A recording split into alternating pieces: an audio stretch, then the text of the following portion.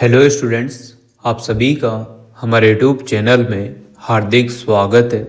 आज के इस वीडियो में बात करने वाले हैं कोटा यूनिवर्सिटी द्वारा जो भी कोर्स होते हैं जैसे कि यूजी कोर्सेज, पीजी कोर्सेज या फिर बीएड, एमएड है ना, जितने भी कोर्स होते हैं उन सभी के सेमेस्टर फॉर्म फीस जो रहने वाली है उसकी बात इस वीडियो में करने वाले हैं।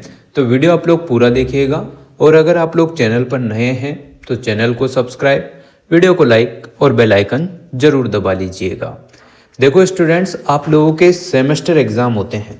अब सेमेस्टर एग्ज़ाम में आप सभी को पता होगा कि एक साल में 2 सेमेस्टर होते हैं। अगर आप बीए, बीएससी, बीकॉम कर रहे हैं तो आपके 3 साल का कोर्स होता है, ठीक है ना। 3 साल में आप लोगों के 6 सेमेस्टर एग्ज़ाम होने वाले हैं। और अगर आप लोग एमए, एमएससी, एमकॉम कोर्स कर रहे हैं तो आप लोगों के 2 साल का कोर्स होता है जिसमें आप लोगों के 4 सेमेस्टर लगते हैं। अगर हम बात करें बीएड की तो आपके बीएड वाला जो कोर्स है वो 2 साल वाला भी है और बीएससी बीएड, बीए बीएड वाले जो कोर्स होते हैं वो 4 साल वाले भी होते हैं।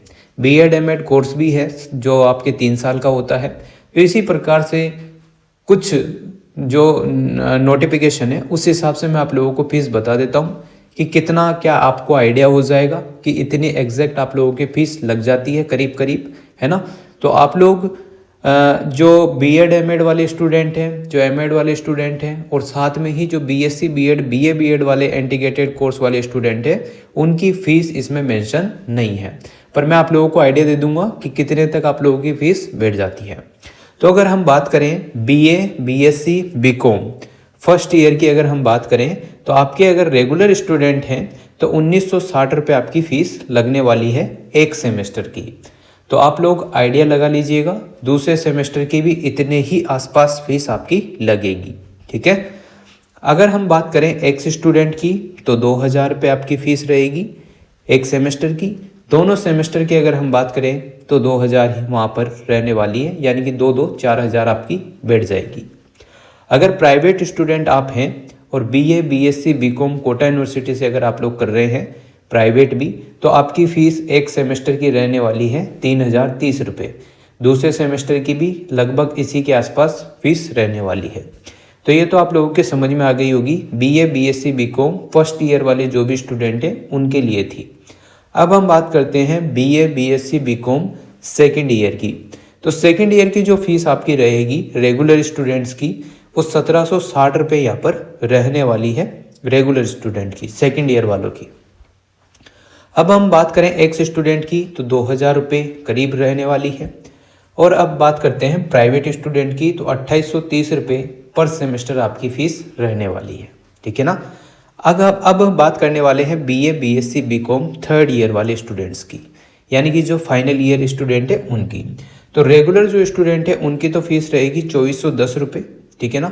2410 रुपये आपकी फीस रहने वाली है एक सेमेस्टर की, यानी कि आपके 5वें और 6ठे सेमेस्टर की फ़ीस 2410 रुपये रहेगी अलग अलग, ठीक है।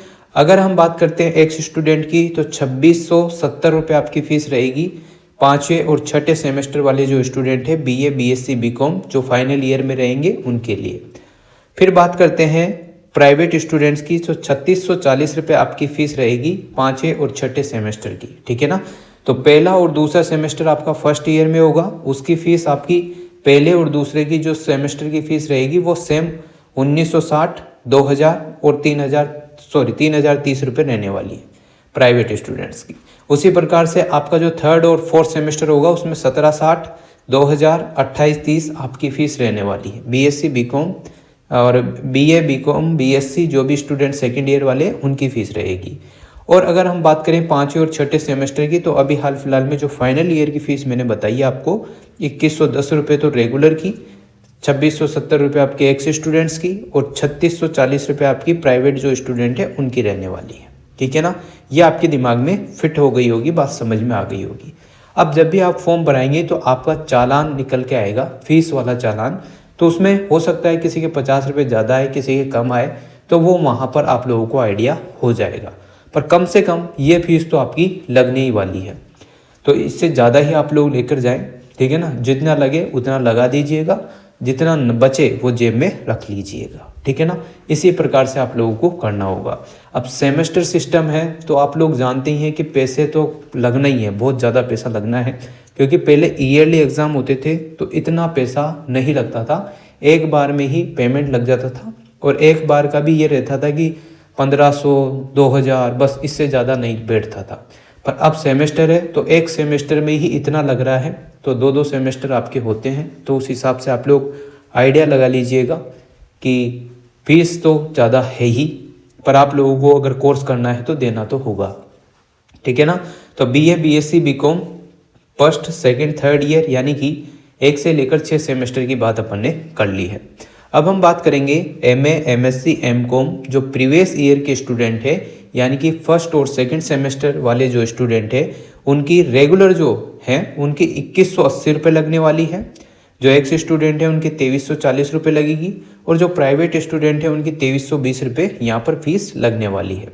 अब आपकी पहले और दूसरे सेमेस्टर की फ़ीस यही रहेगी। और अगर हम बात करें MA MSc MCom final year वाले स्टूडेंट्स की, यानी कि थर्ड और फोर्थ सेमेस्टर वालों की, तो यहाँ पर जो रेगुलर स्टूडेंट है उनकी लगेगी 2660 रुपये फीस, एक्स स्टूडेंट की 2780 रुपये फीस लगने वाली है, और प्राइवेट स्टूडेंट्स की यहाँ पर लगेगी 4110 रुपये के आसपास, ठीक है ना। तो इस प्रकार से आपकी फ़ीस लगने वाली है तीसरे और चौथे सेमेस्टर की सेम, ठीक। अब बीएड वाले स्टूडेंट्स की बात कर लेते हैं। अगर हम बीएड वाले स्टूडेंट्स की बात करें तो फर्स्ट ईयर में आप लोगों के पहला और दूसरा सेमेस्टर होगा। तो रेगुलर स्टूडेंट अगर आप हैं तो 3720 रुपये आपकी फ़ीस लगेगी, ठीक है ना, फर्स्ट और सेकंड सेमेस्टर की अलग अलग।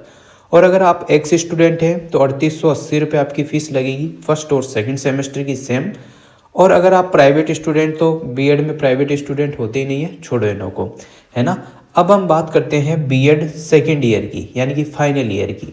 तो आप लोगों की जो फीस रहेगी, यानी कि थर्ड और फोर्थ सेमेस्टर की आपकी जो फीस रहने वाली है, रेगुलर स्टूडेंट्स की फ़ीस तो रहेगी 3960 रुपये, ठीक।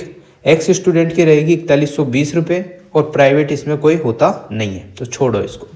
तो इस प्रकार से आप लोगों को फीस का आइडिया हो गया होगा।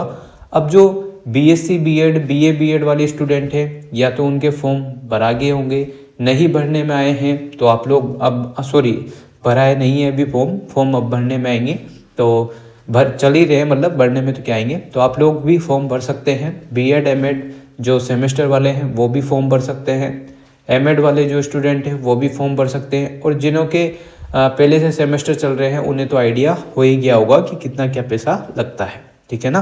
तो इस प्रकार से आप लोगों को फीस देनी होती है।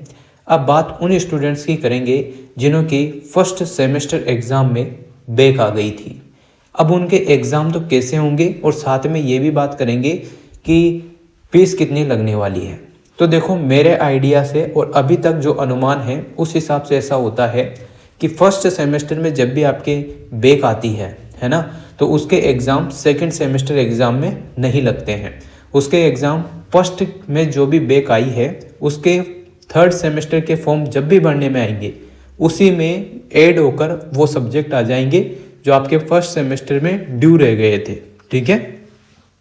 या जो आपके फर्स्ट सेमेस्टर में बैक आ गई थी वो ऑटोमेटिकली ऐड होकर थर्ड सेमेस्टर का जब भी आप फॉर्म भरेंगे उसमें ऐड होकर के आ जाते हैं, ठीक है ना। तो ये बात आपको ध्यान रखनी है।